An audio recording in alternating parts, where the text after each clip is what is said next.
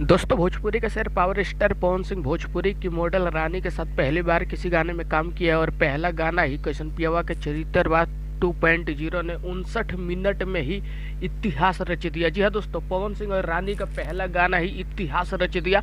Web music से गाना release हुआ था दोस्तों। लोगों को इतना ज़्यादा पसंद आ रहा है कि जो लोग एक बार गाने को सुन लेते हैं 20 बार सुनने के लिए मजबूर हो जाते हैं। दोस्तों, आप लोगों को मैं सामने स्क्रीनशॉट दिखाता हूँ, आप लोग पहले इस स्क्रीनशॉट को देखो। 59 मिनट में 1.5 लाख व्यूज, 35,000 लाइक, 7,000 से भी ज़्यादा कमेंट मात्र दोस्तों 59 मिनट में।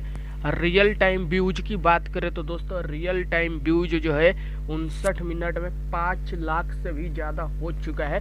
उम्मीद है कि 2 या 3 घंटे में 1 मिलियन से ज़्यादा व्यूज हो जाएगा इस गाने पे। और ये गाना का लिरिक्स इतना ज़्यादा ज़बरदस्त है कि ये गाना 100 मिलियन से पहले रुक सकता ही नहीं है दोस्तों।